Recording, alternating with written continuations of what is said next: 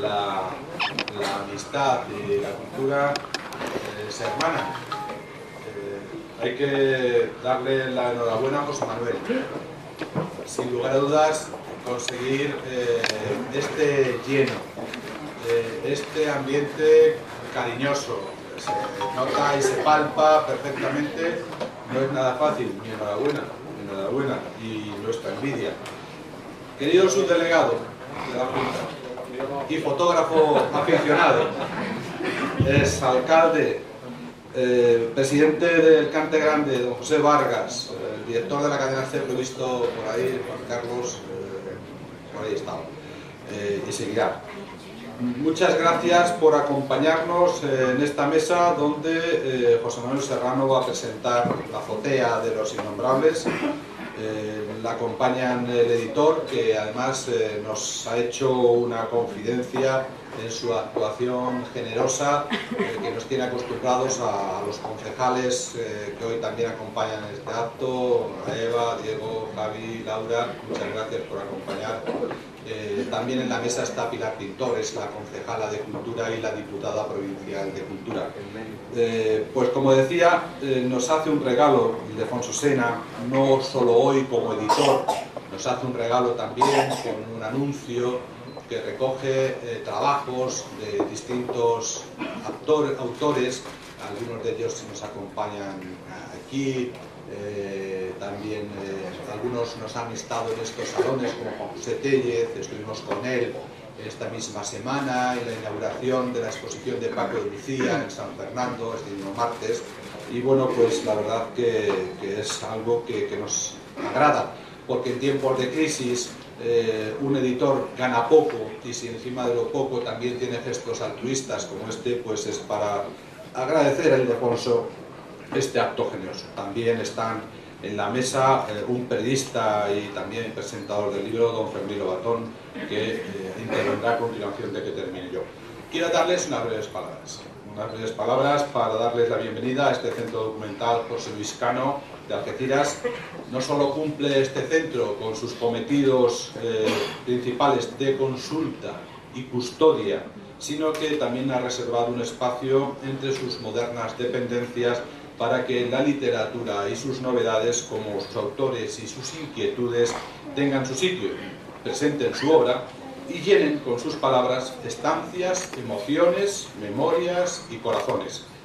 Esta tarde en Algeciras, con tan grata compañía, nos encontramos con el periodista y escritor José Manuel Serrano Valero, un hombre de su tiempo, implicado en libro y alma con la cultura, con el ocio, con la lectura, y que además está desarrollando también un alma de emprendedor, lo cual nosotros ayudamos, colaboramos y aplaudimos.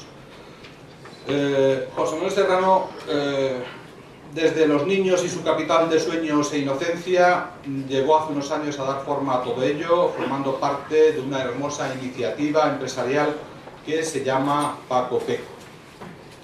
Es una tarde premonitoria esta, porque estaba escrito que una persona culturalmente inquieta como José Manuel, sobre el que el azar lanzó sus cartas para que fuesen a hacer en el día del libro de 1974, debía saldar una involuntaria deuda con esta fecha de la Feria del Libro y felizmente la cubre hoy. Y lo hace con su primera novela publicada, La azotea de los innombrables, que ve la luz en Algeciras, horneada en Imagenta Editorial, para el consumo inmediato de lectores ávidos de buena literatura que sepan encontrar en ella su área de descanso, su reflexión, su aventura y también su ocio, o lo que es lo mismo, la vida latiendo en su palabra impresa.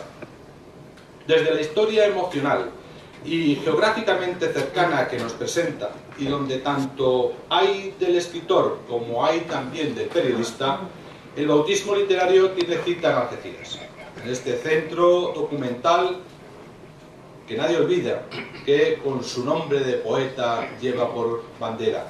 Así pues, celebramos su primer viaje escrito de ida y vuelta hacia el periodismo y hacia la vida, que nos narra en la azotea de los innombrables, tomando las formas de la novela, el género narrativo, sin lugar a dudas, por excelencia.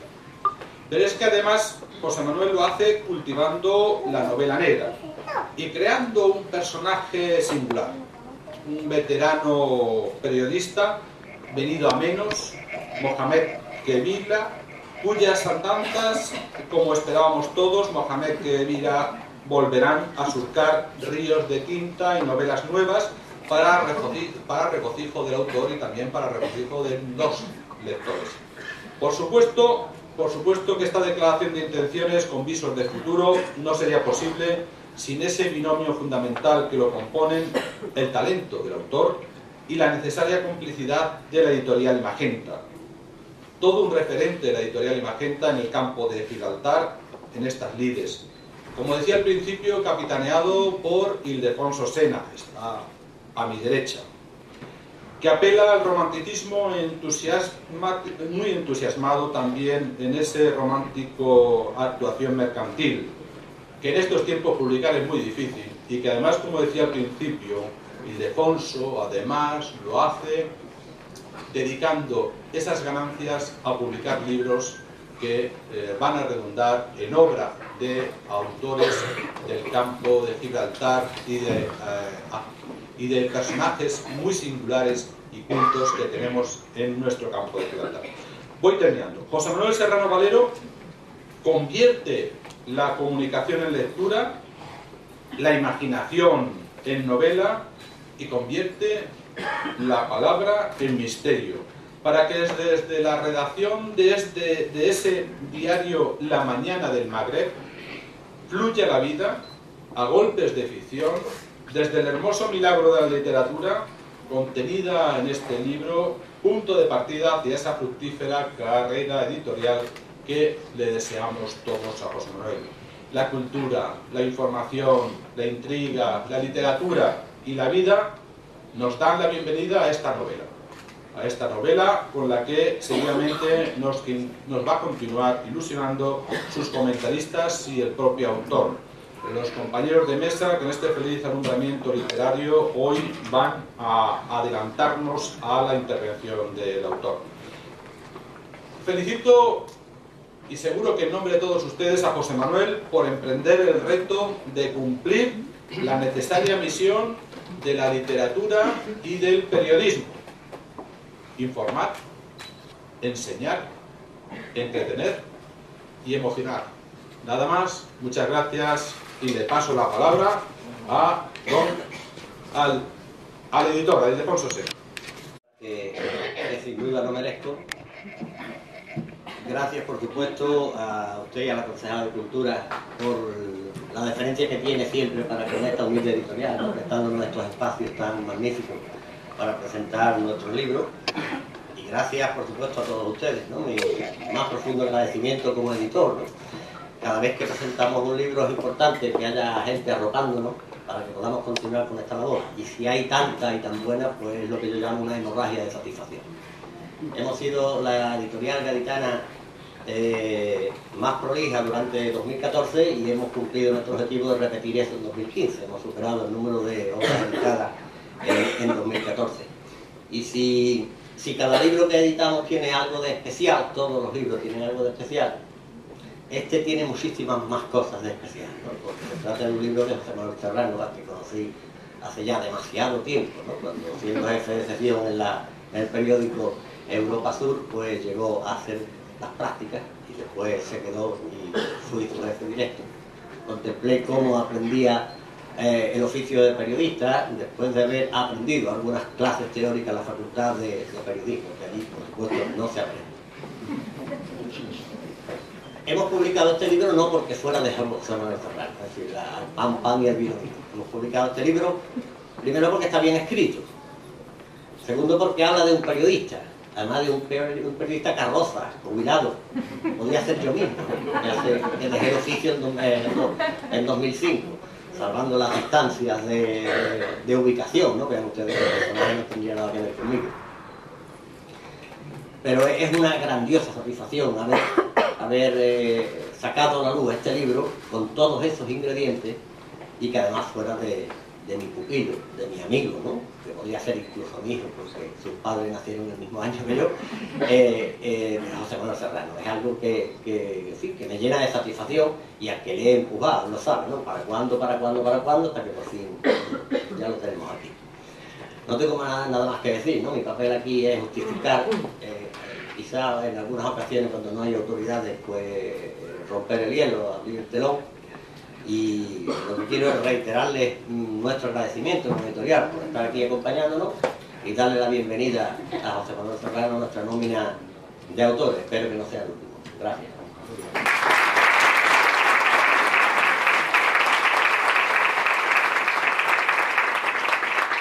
Y a continuación, como les dije, don Fermín Ratón va a ser quien de verdad introduzca a la obra ante todos ustedes. Si es tan amable. Muchas gracias, alcalde, concejala, editor, también su delegado, compañera, Rosario, señor Palacio, amigos del flamenco y los pocos que todavía me quedan aquí conocidos, pues encantado de estar aquí. Muchas gracias por venir en mi nombre y en el de José Manuel. Y gracias especiales, por supuesto, a José Manuel por invitarme a presentar su primera novela.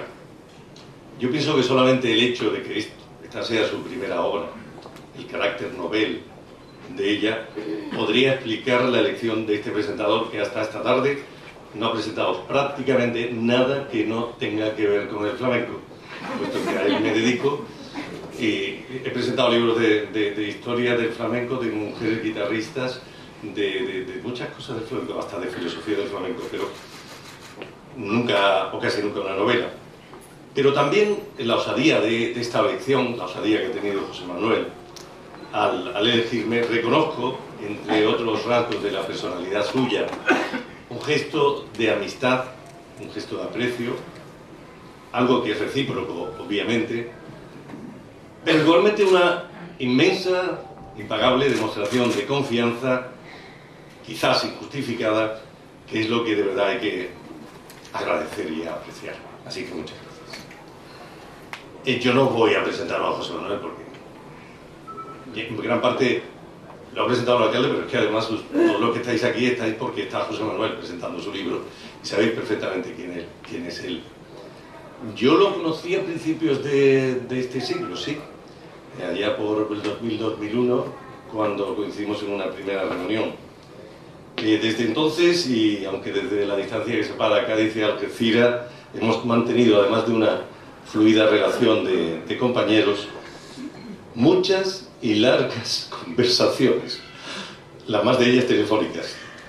Y aunque hayan sido telefónicas, las más de ellas han sido conversaciones, y a través de ellas creo tener una idea de su persona.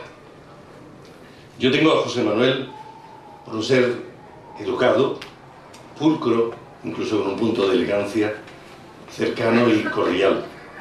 Estoy convencido además de que es hombre muy leal, tanto para con sus principios y creencias, como para con sus seres queridos.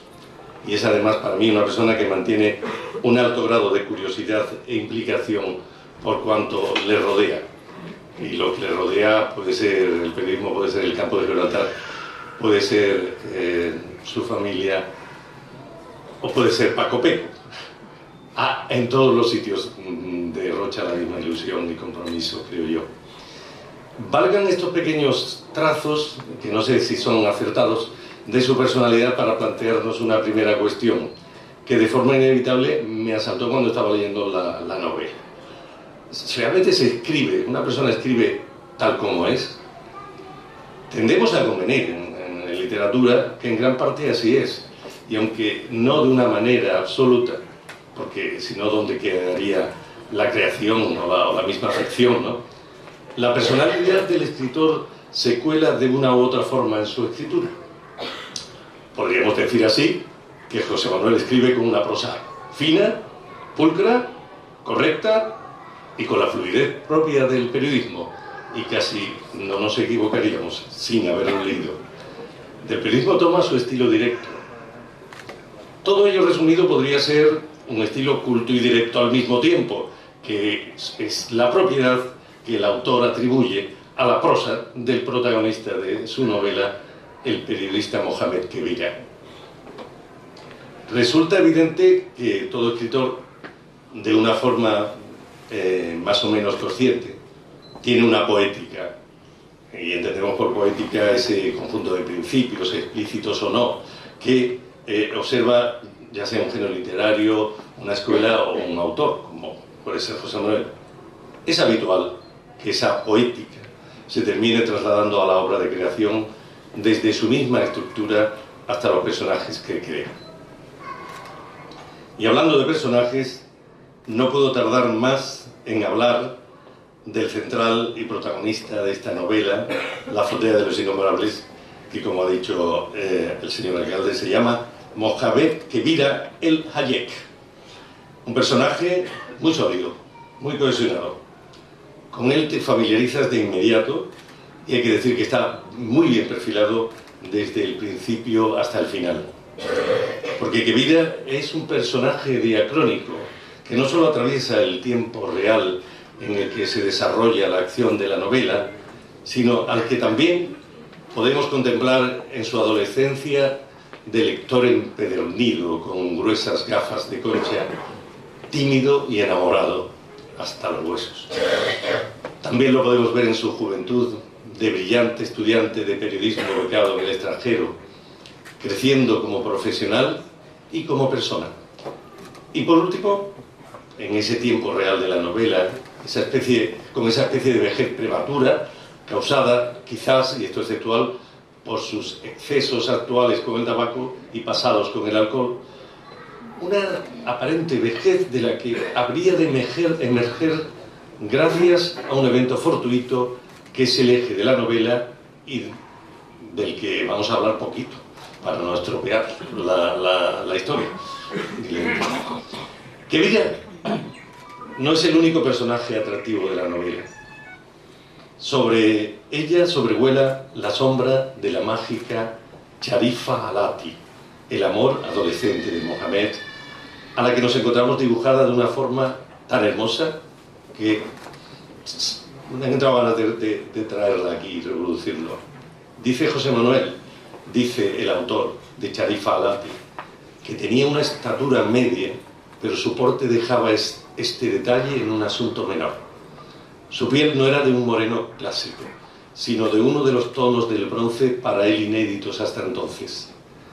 Su rostro guardaba una seriedad trágica, una atractiva y profunda tristeza que ella podía iluminar y transformar radicalmente a poco que se decidiese a sonreír levemente.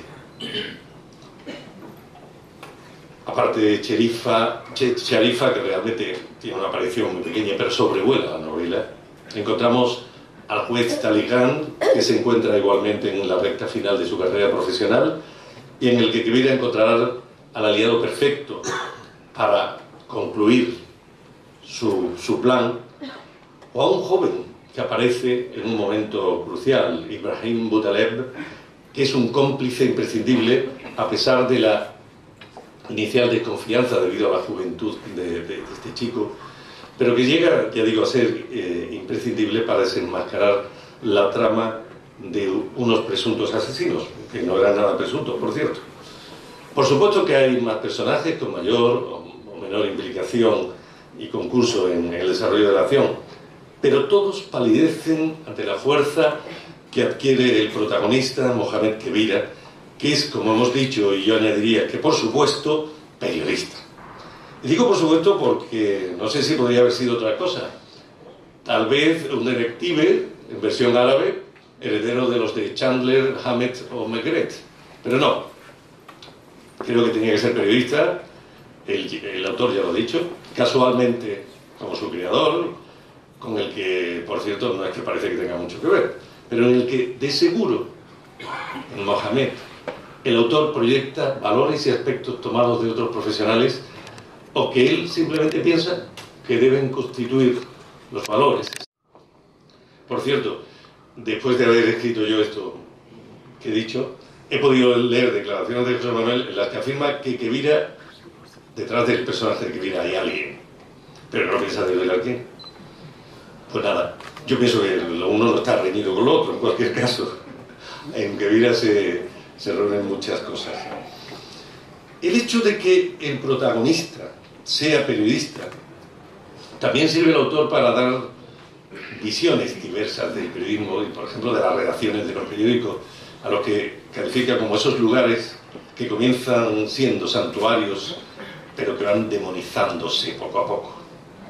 Redacciones, escribe, con las que se establece una historia de amor parecida a la que se inserta en los matrimonios. La posición de Quevira dentro del periódico para el que trabaja supone, no cabe duda, una suerte de denuncia de las situaciones que el autor ha podido ver y también vivir. Como el mismo José Manuel ha declarado, existe una crítica en la situación de Quevira en su redacción del desaprovechamiento de la experiencia. Porque Quevira maneja contactos y fuentes y hace un periodismo sencillo y práctico a consecuencia de todos los años que lleva ejerciéndolo y de las miles de personas que conoce. Y sin embargo, como es mayor y está a punto de jubilarse, lo arrinconan a una tarea menor que a nadie importa. Dice José Manuel que esto es injusto y es un error garrafal, pero es lo que hay, es lo que sucede, supongo. Aunque yo creo que de esto podemos hablar después, le podemos preguntar al autor, lo puedo preguntar yo o lo podéis preguntar a vosotros. En este contexto, el autor también aprovecha para deslistar unas cuantas reflexiones sobre el oficio. Un oficio que evidentemente marca, que se termina convirtiendo en una forma de vida que acompaña la existencia del que lo ejerce y que torna y evoluciona de la misma forma que la misma vida va cambiando. Una vida que, a poco que medie un milagro, puede llegar a ser una vida esclava, dice el autor. Pero que a pesar de ello, va a ser siempre un periodismo comprometido, sobre todo con el propio ejercicio del oficio. Leemos: no hay periodista que no sea de una u otra manera un eslabón más de la propia actualidad. Por ello, quizás es más que común que el periodista busque y frecuente esa otra realidad que es el mundo paralelo de la ficción, lo que constituye la ficción. En este aspecto tengo que reconocer que me ha sorprendido la capacidad de ficción, la capacidad creativa e imaginativa de José Manuel. Porque la suya, la historia de La azotea de los innombrables, hay que decirlo, es una historia excelente. Pero por ello no es fácil, se me antoja, no es fácil de ser, para ser desgranada, estructurada y posteriormente narrada. Resulta clave en ella su ubicación espacial en un país que es inconcreto, apenas dibujado, eso sí, del norte de África. Ya hemos oído que el periódico en el que trabaja se llama La Mañana del Magreb, un país del que poco más sabemos, más allá de que ha sido colonia francesa, un desconocimiento que tampoco es que sea fundamental para el propósito. El tiempo de la acción también es inconcreto, hay algunas alusiones temporales, porque nuestro protagonista se llega a cruzar en Francia con un Picasso joven, cuando está de becario en la metrópoli, viaja a Palestina y entrevista con posterioridad al general Charles de Gaulle, una entrevista que tiene entre sus mayores logros. Es decir, que estamos pues en el siglo XX, en la segunda mitad del siglo XX, pero, insisto, tampoco es especialmente... es una cosa prescindible, pero sí, en esa segunda mitad es cierto que es cuando suceden los procesos de emancipación de las colonias del norte de África. De los estertores del dominio colonial y la represión consiguiente, nace una historia que surge, como no podía ser de otra forma, por azar, y con la que Quevira se encuentra y ya no puede abandonar. Y no la puede abandonar porque él es periodista, por ese compromiso con la profesión y con ese otro compromiso que va más allá de la profesión y que vemos que adquiere cuando visita la metrópoli como estudiante becario. Un compromiso que evidentemente remite a la condición moral del protagonista. Dice el autor que a Quevira le sobran arrugas y experiencia para distinguir perfectamente una gran información que quedase enmarcada en los despachos ejecutivos de La Mañana del Magreb. Y cuando un azar, pero un azar no exento del olfato del viejo periodista, pone en su camino la historia contenida en la novela, no se lo piensa ni una ni dos veces. Sigue su instinto sin plantearse otra cosa que la investigación, que llega a ser más detectivesca que periodística para resolver las incógnitas que se le han puesto ante los ojos. En esta investigación no valora el peligro y menos el esfuerzo. Por el contrario, la investigación, el seguimiento de la historia, como he dicho, logran de él extraer de él unas fuerzas renovadas con las que probablemente no contaba. Y el lector tampoco, ¿eh? Yo me sorprendía. Quevira está obsesionado con la verdad y no va a parar hasta encontrarla. Hay 3 presuntos, y yo diría que manifiestos, asesinatos producidos en los años de la represión del independentismo, y se propone aclararlos. Para ello y para contarlo a sus lectores se entrega la causa sin miedo a nada, ni siquiera a la muerte. Tal vez como debería ser el verdadero periodismo, como ha afirmado José Manuel. Encuentra Quevira, pues, una suerte de redención periodística en su última etapa profesional, cuando en la mañana del Magreb lo tenían relegado a la redacción de esquelas y obituarios, algunos de ellos pagados por la familia del finado. A mí, que me tocan de vez en cuando hacer obituarios, no quisiera imaginarme lo que es hacer un obituario por obligación de la familia y pagándote. En fin, más allá de esa redención laboral, uno entiende que Quevira, a su manera, también ajusta cuentas con la historia de su país y su pasado de dominación colonial, y más en su etapa de crueldad y sin razón, en el tiempo de la brutalidad y la represión con la que se intentaba acallar y aplastar un imparable deseo de independencia. Es algo que remite a lo que llamábamos la condición moral del protagonista, de la que son un buen ejemplo las palabras que el autor pone en boca del personaje Ibrahim, cuando éste se decide a colaborar con Quevira y le dice: sé lo que ha pasado, a pesar de su juventud, dice, sé lo que ha pasado con muchos conciudadanos nuestros, y es de justicia que hagamos algo por ellos y por su memoria. Hay pues en Quevira un implícito impulso de denuncia, de que se haga justicia con los hechos del pasado. Por eso, poniendo sus miras mucho más allá de la exclusiva periodística, busca a un juez como aliado para que los culpables de los últimos crímenes del colonialismo paguen, aunque tarde, por ello. He dicho antes que José Manuel ha contado con una buena, excelente historia para esta novela. Ha querido contarla y lo ha conseguido. En manos del lector estará quizás juzgar la forma en que lo ha hecho. A mí personalmente se me antoja que en la excelencia de la historia que se nos cuenta, se encuentra uno de los principales valores de la obra y gran parte de la fortaleza de ella, pero que a la vez en ella también se encuentra la dificultad para desarrollarla e hilvanar los acontecimientos, y ello constituye sin duda el principal reto. La trama, el desarrollo de los acontecimientos en el relato, es en este caso una trama compleja que, interconectada debidamente, nos llevará hacia un fin que el lector va a esperar con impaciencia. Se trata pues de una buena trama porque logra ese objetivo, y porque además hay que tener en cuenta que nuestro veterano periodista apenas cuenta con pistas, pero el juego del azar vuelve a aparecer y se aparecen en el camino. Una trama pues difícil, con tintes de thriller, que no parece fácil de resolver y que se me antoja que incluso podría haber dado para un mayor desarrollo, algo que también podríamos preguntar más tarde al autor. Avanzar más en el análisis de la trama de la misma novela podría ser peligroso, podemos correr el riesgo de desvelar más de lo debido en una presentación como esta.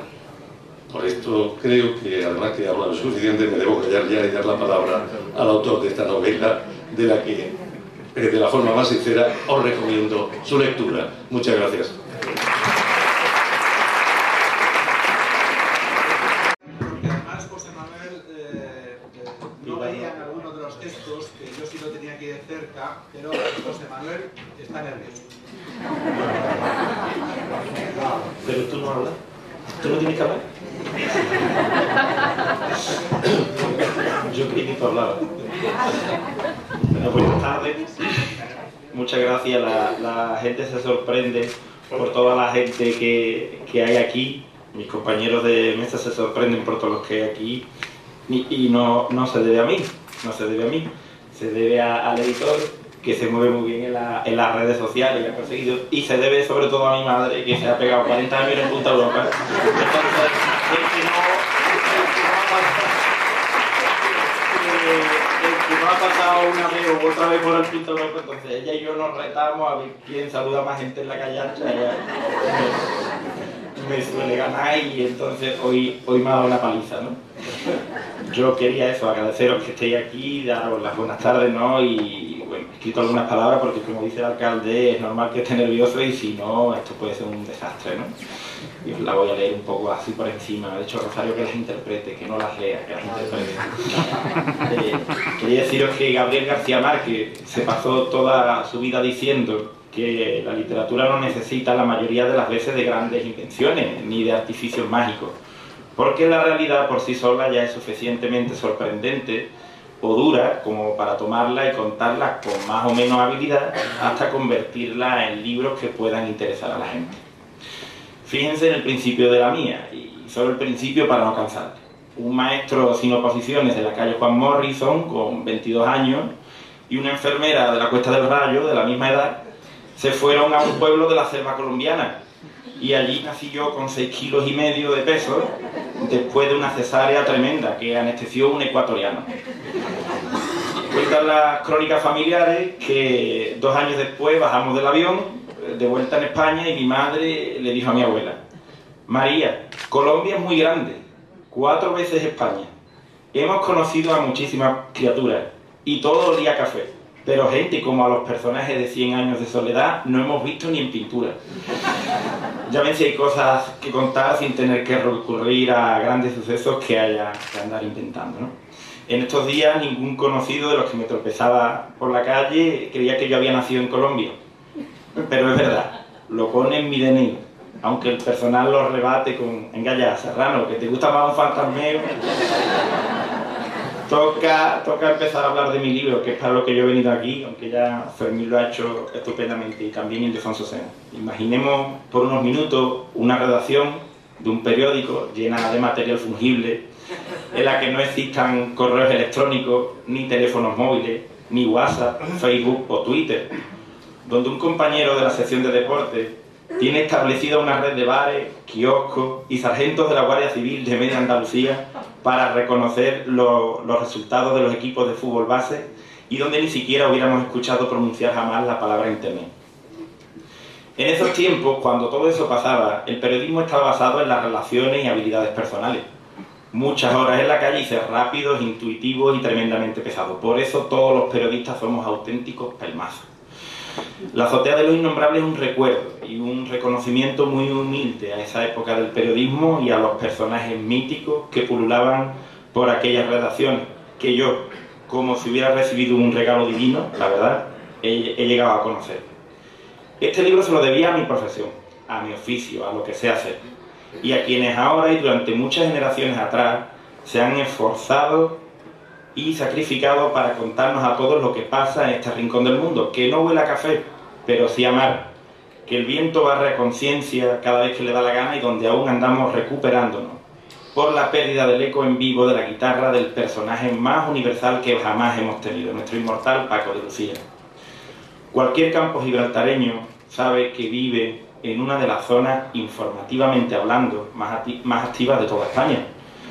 De esta fuente he bebido yo, y con esta vivencia me he criado, escuchando contar a Pepe Ojeda en Radio Algeciras que un barco cargado de habichuelas ardía en la bahía, y segundos después subir a la azotea de nuestros bloques de viviendas de maestros del Colegio Almanzor y ver cómo los remolcadores sacaban aquel buque para dejarlo apagado y arrumbado en una cala del estrecho. Leía las crónicas de la Algeciras en el diario Área. Me tragaba los episodios de Lou Grant, un niño súper repelente. Y vi agotarse Europa Azul el día que el Mijita asesinó a una señora en San García.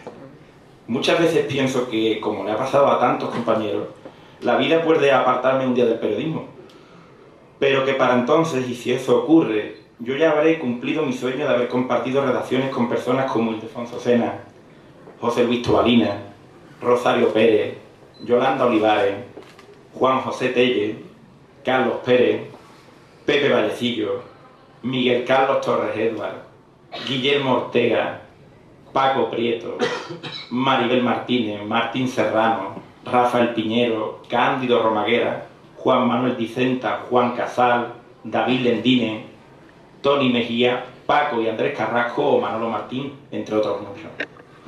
De todos ellos he aprendido en esos lugares, las redacciones, donde jóvenes y mayores nos acuchillábamos cariñosamente y no tan cariñosamente cada vez que podíamos. Hay mucho de todo esto que les cuento en la azotea de los Innombrables. Ese mundo, quien lo componían y componen, están aquí de una u otra forma con el trasfondo de unos crímenes que hay que aclarar y con asuntos como el colonialismo, la amistad, la lucha por la verdad y plantarle cara a la vejez y sus males e inactividades, aderezando un poco la narración. Nuestro protagonista, y les explico muy brevemente, ya lo ha hecho Fermín, es el veterano periodista Mohamed Kebira, que llegando al final de su etapa laboral se ve relegado a tareas que nadie quiere hacer. Como nos pasaría a cualquiera, eso él lo lleva fatal. Más y meses se tiene en cuenta que en sus mejores años fue un personaje muy reconocido y siempre en primera línea de la noticia. Kebira se va a topar con un hallazgo que lo va a revivir no solo como profesional, sino también como ser humano, que se reencuentra con ilusiones. Y uno de los grandes motores del periodismo y hasta la vida en general, la curiosidad, o si queréis llamarlo de otra forma, las ganas de aprender y de saber. La historia transcurre en un país del norte de África, que es una tierra sentimentalmente muy unida a la nuestra, a esta orilla, la tenemos justo ahí enfrente. El viejo cronista se mueve en un ambiente de antigua redacción de periódico en el que existe un claro choque generacional entre jóvenes ambiciosos y mayores que están ya un poco hartos de todo. Me pasaba con Ildefonso Cena. Y que con el tiempo se torna en un lugar de encuentro y amistad. En esa redacción se comparten informaciones, vivencias y la evolución personal de todos los que lo integran. Yo agradezco muy sinceramente a Ildefonso Cena y a Imagenta el riesgo casi suicida de publicarme un libro. A mi compañero Fermín Lobatón, que ha venido desde Jerez, que es uno de los mejores flamencólogos de Andalucía y que aceptó presentar el libro aunque este no tenga nada que ver con el flamenco. A mi familia, amigos y compañeros, por aguantarme durante estos 40 años, ya sea escribiendo un libro o no, que no sé qué es lo que es peor. Y al Ayuntamiento de Algeciras por prestarnos gentilmente este lugar para presentarlo. Pues muchas gracias a todos y espero que os guste la azotea.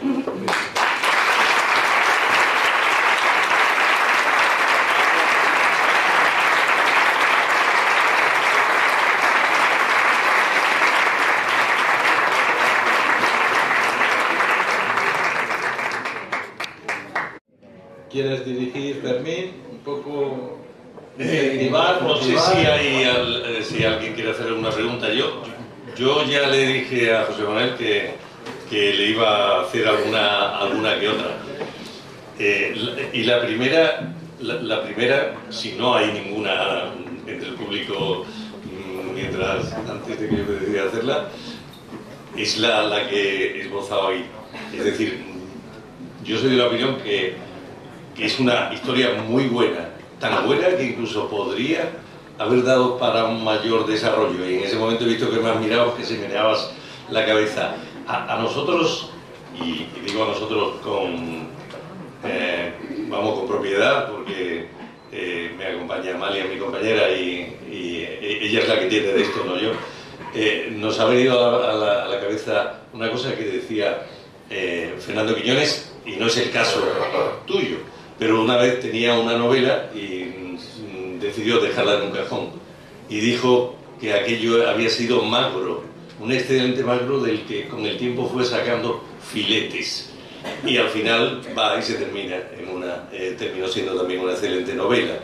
No sé si este podría haber sido el caso, si cómo ha sucedido realmente todo, si se te apetece contarlo, porque yo la historia la veo, vamos, una gran historia que da mucho de sí. Se cometió no puedo decir sé porque no lo cometió más nadie que yo, lo cometí yo, un error muy grave, que es coger una historia y cogerla y soltarla por temporada. Porque yo creí que eso era mentira, pero es verdad lo que dicen muchos autores de que los personajes cogen vida y si tú los dejas arrumbados se te vengan. Yo cada vez que cogía a Mohamed Kebira estaba por un sitio diferente y estaba totalmente despistado. No se debe hacer, yo no lo pienso hacer más, no lo quiero hacer más. Es coger una historia y darle un trabajo constante. Leyeron algunas personas la novela y me dijeron, ten cuidado porque sale de un cine y al siguiente capítulo está tomándose un café tan tranquilo en su casa y no ha ido del cine a su casa. Entonces, esto quien lo ha sufrido ha sido mucho mi compañera Rosario, que me lo avisaba, ¿no? Porque ella ha sido una de las que ha leído los primeros capítulos y me lo avisaba. Entonces, es un error grave. ¿Le falta un poco de trama? Yo creo que también es verdad que le falta un poco de trama. Pero me planteé que es la primera entrega, que debe vivir más aventuras y que para empezar está bien. Yo no quería aburrirme escribiendo, porque si me aburría escribiendo yo seguro que iba a aburrir a los demás. Así que, bueno, son los errores de un primerizo, de un novato, y a ver si no los cometemos en próximas entregas. Así que Ildefonso Sena no se cansa. ¿Qué te iba a decir? Has dicho en la primera entrega, estás hablando quizás de una serie con un personaje. A mí me gustaría que tuviera nuevas entregas, por eso yo en Ojalá una que entrevista hubiera... que nos hacían el otro día decía que yo amenazaba con volver, porque yo creo que el personaje da más de sí y puede vivir nuevos crímenes y puede investigar nuevos misterios. Yo creo que sí, que da más de sí, que el personaje se merece muchísimo más, pero yo no he tenido capacidad hasta ahora de darle lo que se merece. ¿Puedo decir una cosa? Vamos a ver. Yo que he leído la novela, me parece una novela fantástica, estupenda.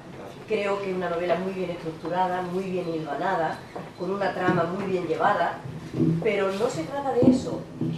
Hay una cantidad de gérmenes para que tú puedas inventar más historias nuevas, que se quedan solamente sugeridas a lo largo de la novela. O sea, ahí tienes un filón, el filón que decía Fernando Piñero. Pero tenemos la suerte de que tu novela está ahí y es magnífica. ¿Más preguntas?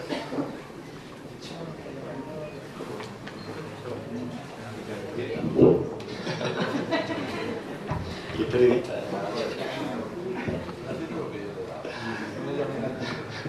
Yo le preguntaría a José Manuel si sobre esta denuncia que haces del desaprovechamiento de la experiencia, cuando el otro día le decías a María Selva, por cierto, María, ¿estás por ahí? Hazte presente. Estamos por ahí, ¿no? Ya sabréis. Que le decías a María Selva, es injusto, es un error garrafal, pero esto es lo que hay. Es decir, esta es la realidad del periodismo ahora, es uno de sus rasgos, el desaprovechamiento de la experiencia. Pasa en muchas profesiones, pero yo creo que pasa especialmente en el periodismo. Empieza a coger edad a la gente y se le arrincona. Yo he tenido la experiencia de estar en Europa Azul partiéndome la cabeza por un señor que habían matado en las cercanías de todas las ciudades y espero que el alcalde no me regañe, pero tienen su crónica negra también, tienen sus noticias felices y tienen su crónica negra. Y he estado devanándome los sesos y ha llegado un periodista muy veterano al periódico y ha empezado a charlar, charlar con otra persona informalmente, porque él no iba a escribir eso, ni tenía eso encargado ni nada, y ha empezado a charlar sin darle la mayor importancia con todos los datos que yo estaba buscando durante todo el día y que ni la policía, ni el juzgado, ni en ningún lado me habían querido dar, ni yo había querido encontrar.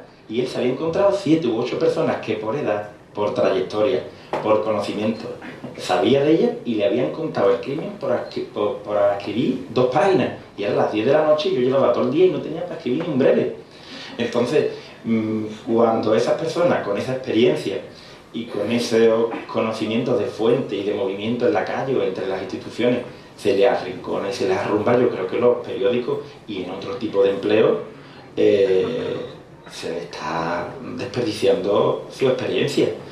En talleres mecánicos lo he visto también, mecánicos jóvenes que no dan con la tecla y llega cualquiera que está jubilado, que lo que hacen los jubilados muchas veces es eso, nos da la imagen de que van a dar la data a los trabajos y decir, ¿la habéis mirado, como diría que es la Junta de la Trócola? Y ser la Junta de la Trócola, el origen de la avería, ¿no? Así que yo no... Aparte yo sentimentalmente siempre he sido un viejo, así que siempre estoy pendiente de los viejos. Rosa.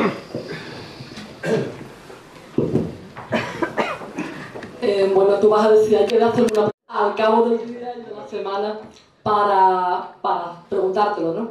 pero a pesar de que hemos hablado mucho de la azotea de los innombrables en los últimos meses, hay una pregunta que yo no te he hecho en privado, y bueno, pues te la voy a hacer aquí esta tarde. ¿Por qué esta primera novela, que dicen los escritores que una primera novela siempre tiene mucho de autobiográfica y que eso es inevitable, aunque uno se esconda entre los renglones, por qué esta primera novela transcurre en el norte de África, tierra en la que yo sepa no has pisado mucho, y por qué fue esa elección y por qué no mencionar concretamente el país, por qué no especificar si era Marruecos o era Argelia, o por qué ese territorio geográfico desdibujado, como decía Fermín, y sobre todo por qué no en Algeciras. Algeciras aparece en uno de los primeros capítulos porque yo soy tan de aquí, aunque en el DNI ponga lo de Colombia, que a mí no me parecía justo que no apareciese, ¿no? El periodista llega a Algeciras y le habían hablado del mercado Ingeniero Torroja, porque es una obra que los que estamos aquí muchas veces no la valoramos, hartos de verla todos los días, pero es la primera del mundo que no tiene apoyos interiores. Esa cúpula, cuando se construyó en Algeciras, no se había construido en ningún otro lado del mundo, ¿no? Entonces el periodista ve esa cúpula, claro, yo la metí ahí, y hay una referencia a lo que era el mercado en esa época y a lo que era esa cúpula de ese mercado que tenemos ahí, que es una joya de la arquitectura, ¿no? Entonces, después yo soy mucho de fijarme en hechos históricos que vayan más a la fibra de la gente, a lo que le pasa a la gente de la calle. La colonización francesa del norte de África me interesaba porque cuando estos países del norte de África consiguen la independencia, la mayoría de la gente tiene que irse, se va a Francia porque es el idioma que controlaban, ellos son franceses de documentación, pero no han estado nunca en Francia. Y a mí es donde son recibidos además como gente que, bueno, que están echados de los sitios donde en algunos casos han hecho fortuna o se han buscado la vida y demás, y con una sensación de extrañamiento que me llamaba mucho la atención, que me interesaba mucho y que yo creía que literariamente se podía tratar ahí, ¿no? Le pasó a Francia y le pasó a Portugal. Hay portugueses que llegaron después de la descolonización de Angola y de Mozambique a Lisboa o a otras ciudades portuguesas y jamás habían estado en Portugal. Lo único que les unía era la cultura, que la tenían en África, tenían una cultura europea en África, pero nunca habían estado en Europa y lo único que manejaban era el idioma, ¿no? Entonces todo eso me interesaba y por eso utilicé esa etapa de la colonización, que es una cuestión que me interesa. Después hay un debate, que es un debate eterno, que no nos podemos meter, ¿no? De que ha sido de muchos de esos países y de esas tierras y de esa gente cuando Europa se ha marchado de ahí, ¿no? Habría que ver resultados prácticos, pero eso ya es una cuestión mucho más profunda que no se toca en la novela, no se entra a esa profundidad. Más cositas. Está entrando el calor, lo está pidiendo, está motivando más preguntas.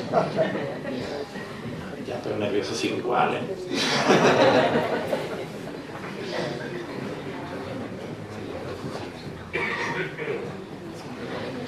Pues nada, seguimos, sí, claro.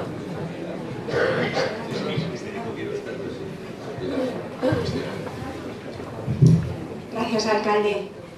Es una satisfacción el nacimiento de un nuevo libro y además, en este caso, de un autor, este gran profesional que es José Manuel Serrano, bellísima persona. Reiterarme en el agradecimiento que hacía nuestro alcalde a la editorial Imagenta, a Ildefonso Sena, por este nuevo libro. Muchas gracias también por confiar en esos proyectos que presentamos y muchísimas gracias también a Fermín Lobatón y a todos ustedes, y emplazarles a que en los próximos actos pues esté tan llenas las salas como hoy. Sin lugar a dudas eres tú, José Manuel. Hablaré con tu madre. Muchas gracias.